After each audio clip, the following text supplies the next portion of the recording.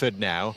What are you thinking? What's your next move? Well, you've got to think about your own future. I mean, right now, you're still in that mode of wanting to battle and try and get your place back. But it's difficult, you know, when a manager makes a decision like that. He did it with Bernd Leno, and he obviously brought in Ramsdale. He made a big difference and looked like the real deal. And then he's brought in Raya, maybe because he feels, well, he's not maybe, definitely feels he's a better goalkeeper. He's calmer, not maybe so much so emotional. You've got to think to yourself, you're a top keeper, you want to go and play somewhere else. And well, so he's probably going to have a look at it, but wait till the end of the season. I don't think he'll be looking in January to get out. I think he's got to give it a bit of time. Bernd Leno. Hit the like button for us, people. Subscribe, turn on bell notifications. We're looking at this situation with Ramsdale at Arsenal. We're also going to be taking a look at what some pundits have said about Chelsea, and we're taking a look at one of the worst takes I have seen when it comes to penalty decisions and proof that Manchester United have been cheated on this. Cheated. We're going to go through that on this show, not cheated on this show. That doesn't sound right. But hit like button, subscribe. Let's keep on listen here to Sky Sports. Left quite quickly, didn't he, and established himself then as Fulham's number one. If you were advising him, should he be thinking about going in January? Well, I think he will be. If he got the opportunity to go to a decent club in January, and Arsenal were happy with that. And I think the fact he hasn't done badly at Arsenal. He's done really well. He's done a lot better than a lot of people thought. So I think Arsenal will probably look at it and they could get a few quid for him as well. It could be something that happens in January. But you never have two keepers at the same level at a club, especially top keepers. Normally when that happens is because both of them aren't good enough and you can't quite decide who you should be picking. You don't get two top ones. But Look, there's not too much I've said in this clip that I think is wrong analysis. I think that Ramsdale would be silly to push for a move out in January. At least give it the season. Who knows what's going to happen? Raya right now does look like he's the new number one, but Ramsdale wants to fight for his position. But I do believe the media are making mountains out of molehills. I believe they're almost trying to create disharmony at Arsenal. I think they are looking at a situation when Ramsdale replaced Leno, there was not this level of debate. For some reason now that Arsenal are in a good position or an improving position, they want to throw the cat amongst the pigeons. They want to create some chaos at Arsenal. And I just don't see how or why this circumstance is being blown out of proportion. Maybe there isn't too much to report on when it comes to Arsenal, and this is all they have. Also, Jamie Carragher, at this moment during the game when Ramsdale was applauding a fantastic save from David Raya, after the game, Jamie Carragher turned around and said it was like watching somebody at the Oscars see a contemporary, a peer, win an award they were up for and pretend to be happy for them. To which Ramsdale's dad has come out publicly and called Jamie Carragher a dick. Called him a dick for doing it. And I think that's because Ramsdale was obviously disappointed to not be in the first team, but he understands the nature of professional football. Anyone in any profession understands the nature of competition. And the simple fact of the matter that they, as I said, that they're trying to create this kind of narrative and this notion that this is going to cause problems at Arsenal. It's bad for Arsenal. The vibe will be bad. Players are going to fall out. They suddenly care about Ramsdale and his England journey more than I've ever heard them care before. And I've seen them do this to my club, Man United, many times. And this is just another attempt to undermine the manager, create chaos, to help create problems, and to force a divide within the fan base. Because if this Arsenal fan base becomes very split, broken, fractured, and angry again, it will damage Arsenal, which for the mainstream media is absolutely fantastic for their bottom line. So, Gooners, it's up to you as to whether or not you buy into it. Now, staying with Sky, this here is a tweet from a month ago where Dermot Gallagher, ex-referee, pundit on Sky, defender of VAR and referees extraordinaire, stated that it was the correct decision to not even go to VAR for this potential handball when Garnacho's shot was on target, looked and appeared to definitely be going in. Maybe the goalkeeper saves it, but it looked a very good shot. His hand was out to the side and up in the air. You can see the angle of mine there like this. Hits his hand.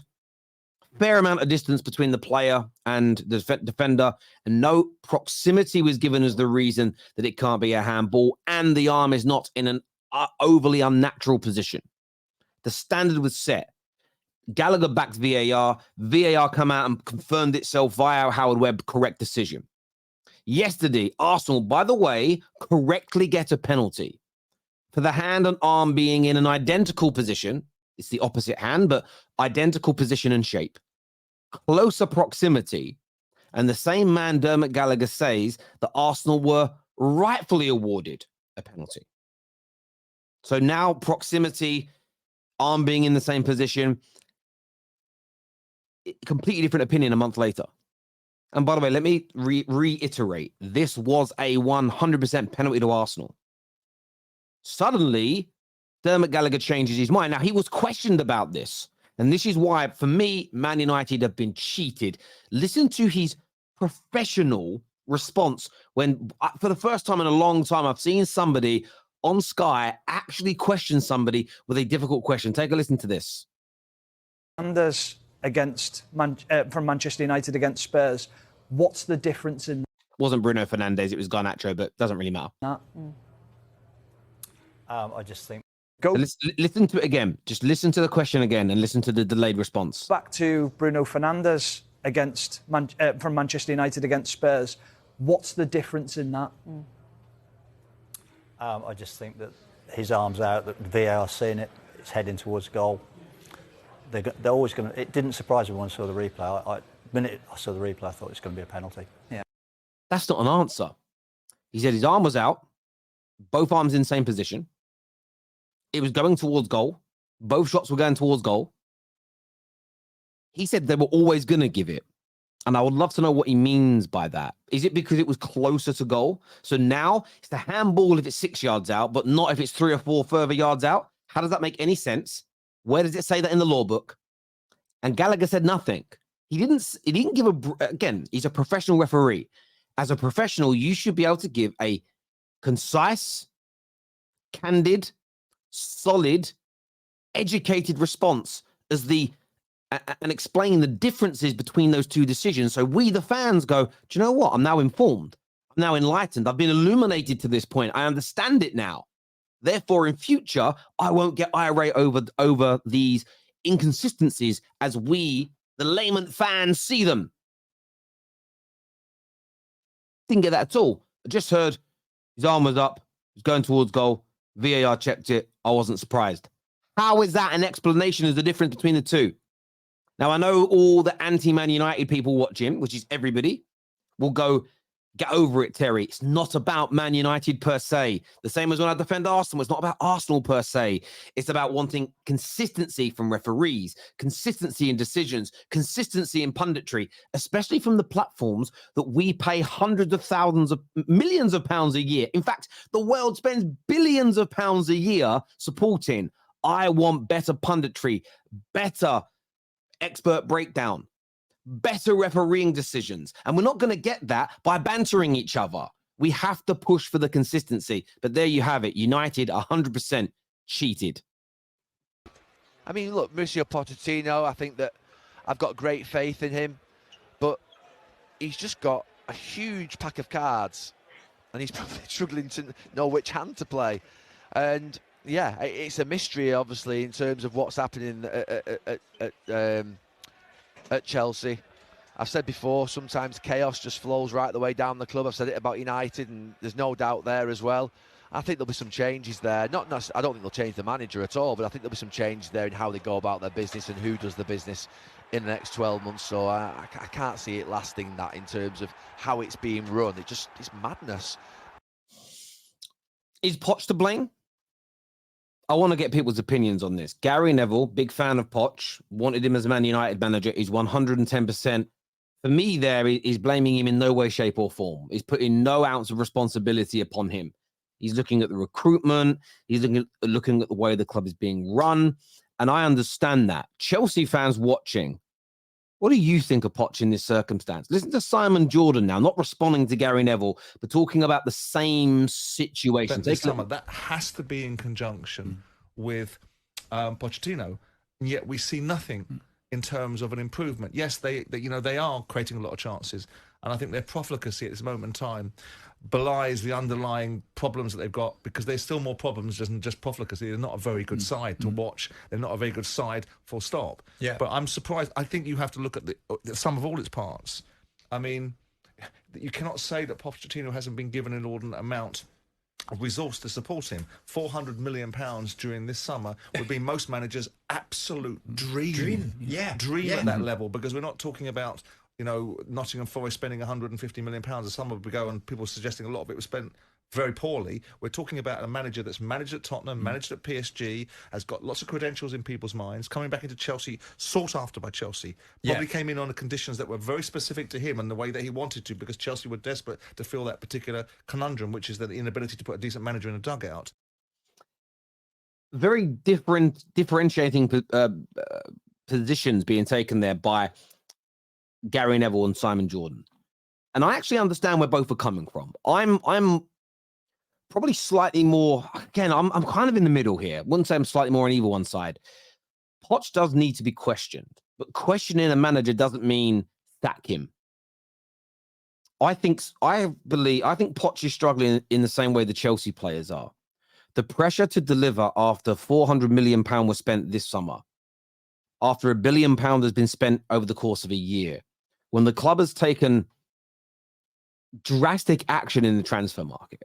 And when I say drastic action, the way they have done their business is unprecedented, never been done. They have essentially tried to reinvent the wheel. And they're struggling right now. And I think that, coupled with Poch, who believes that he is, and there are many people in football that believe he is an elite manager. And what I consider to be an elite manager is someone that can win league titles in a competitive, non-one-horse race league and win the Champions League. I think you have to be able to do those things to be anywhere near the elite end of current active managers. And some people believe that Poch is. But I do believe he's struggling under the pressure now of, hang on, you're at a club that will spend, that's trying to build a structure, that's in a highly competitive league, and he's coming in, and there have been very little improvements. Some of the ball play's been nice. I actually think they started better than they are now. I thought pre-season looked good. And that's why I kind of backed them to really push on this year and get themselves into the sort of top 5, top 6 positions. But every game that goes by, you see more of last season's campaign creep in. More pressure is mounting. And they haven't found the way yet between the fans, the ownership, the board, the manager, and players to find a way to relieve that pressure. And if that pressure keeps building, there'll be an explosion. And that explosion is typically a manager being sacked, fans losing their minds. And remember, in their last 18 Premier League games, which is practically half a season, they've only won 2 matches and picked up, I believe it's 12 points. 18 points, sorry, I'm a liar, 18 points. Now, I think I've now got that wrong again, and I want to make sure I get that right. I'm going to go, because I tweeted this. This figure is sobering Chelsea fans. I've now forgotten what it was. Yeah, 12 points. I was right in the first place. 12 points from their last 18 games. This is horrendous. What's the solution? Because right now, I feel at a loss. And I want to gauge your opinions in the comments section below. Because Chelsea, $1 billion in under the Bowley regime, 400 million in under Poch, can't score goals, can't win games.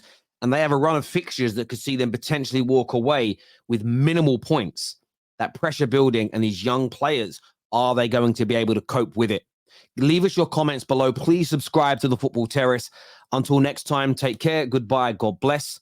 Turn on those notifications as well, by the way. Hit that bell button so you don't miss any of our content when it comes out. We'll speak to you all again